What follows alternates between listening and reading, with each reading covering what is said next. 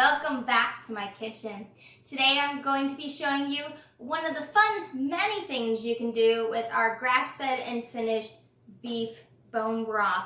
So this has, I leave a little bit of the tallow layer on there, which is the best flavor, the gelatin, the collagen, all that stuff's in there. So it's kind of actually encapsulated, if you can see that, so the juice can't get through. So if you do purchase our bone broth and you put it in the ice box, it's completely fine, but it's going to congeal because it actually has real collagen in it. If you buy something at the grocery store and it doesn't congeal in your ice box and softens up, a lot of stuff you get and at one time might have had nutritional value, but it got watered down. And one of the biggest tricks they do is they actually boil the fat. They do not boil the meaty marrow bones like we do. So do your research on that. There is a lot of difference and not all bone broths are created the same. So let's get our green bean and baby red potatoes from the garden started. All right, so I sliced up 2 big onions. Get those ready. I am cooking for an event of 13 tomorrow, so bear with me with the size portion. So if you're just going to do 1.5 pounds to 2 pounds, which would be about half this bowl worth of weight, you would use 1 onion for every pound to 1.5 pounds, okay? So I have about 3 tablespoons worth of olive oil, first press organic, and I'm just gonna put that in the bottom of this pan. If you were doing this for a very small dish, you and your family, like 3 or 4 people, I would do about 1.5 tablespoons. What we're going to be doing is browning and caramelizing the onions. This is where you get your flavor from. That is just going to intensify the spices and the flavors in the bone broth, and it's going to cook into those potatoes. It's going to cook into those green beans, and it is going to be amazing. All right, so I'm going to do about 6 shakers worth of my pink Himalayan sea salt. 1, 2, 3, 4, 5, 6, 7. Why not? And this is my multicolor peppercorns. 1, 2, 3, 4, 5, 6, 7, 8, 9, 10. Really what I want to do is when I look down in my pan, or pot, sorry, I want to be able to see the different seasonings on top. So it has this nice even layer of pepper. Now the salt you can't see, but you can definitely check out your pepper. All right guys, we're going to take our onions with our olive oil coat on it, our salt and pepper, and we're going to get it on the burner. Now, just a note for fun, I know it's easily distracted with kids or hubby around asking you 5,000 questions, a bunch of different things, but make sure you don't walk away from these because there is a point to where they burn.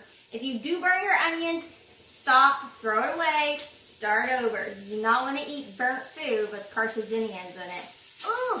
Alright guys, I'm going to show you what it looks like caramelized in just a minute.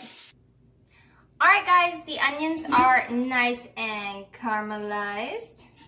So all that means is that they're translucent and have a little bit of brown color on them. Again, be very careful not to burn your onions. Alright, so I have my grass-finished pasture-raised bone broth. So that wonderful tallow is up top. So I'm gonna pour this in. For just a family of 2 or 3, just 1 jar is all you would need. But since I'm cooking for a lot of people, I'm going to use 3.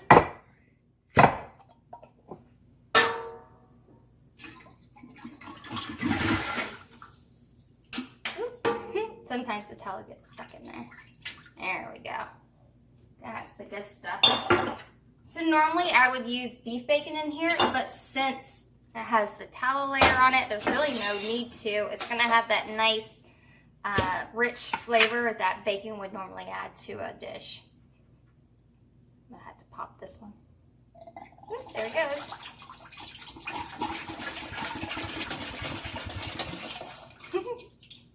Alright, so I'm going to finish getting this tallow out.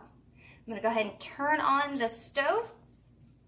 And I'm going to get everything, the onions and the broth kind of together.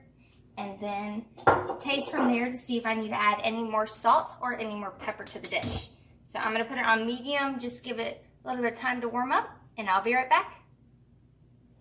Alright guys, I got my bone broth up to a roiling boil, stirred it a couple of times, make sure I get all that good stuff at the bottom and the oil and the onions, so it's all ready to go. So what I'm going to do is add in my baby red potatoes, I said tomatoes, in here. And again, I'm cooking for a lot of people, so you just put as many potatoes as you want. You can cut them up, but since they're so small, if you did cut them, they just really would turn into mashed potato pieces, which is really yummy, but just depends on what you want. All right, so that's in there. I'm gonna get these green beans in here without splashing myself, and I'll show you what it looks like when it's done. So it's gonna cook, I'm gonna let it cook. Well, the key to this is let it cook as long as humanly possible. But if you go on medium heat for 25 to 45 minutes, they'll be ready to eat and they'll be really good. The longer you let it cook, the longer the flavors have time to combine together. The bean has time to absorb the flavor. The potatoes have a chance to absorb more of that bone broth. So that flavor is just gonna get intensified the longer you let it cook. I will say there is a point where you've cooked it too long is when your beans are starting to split and they're just starting to fall apart. So at that point, I would definitely take it off. All right, guys, I'll show you what it looks like when it's done. Hey guys, so it is done. I actually let it slow simmer for about 4.5 to 5 hours. So I'm gonna show you what this looks like. So the potatoes are cooked. Like I can literally smash them with my finger, okay? And the green beans are soft, but they are not falling apart, okay? And then you just have this beautiful coloration with the bone broth and the juice, and you can smell that tallow. Oh, it's so good. I cannot wait to eat this. So anyway, guys, thank you for joining me in my kitchen, and happy cooking.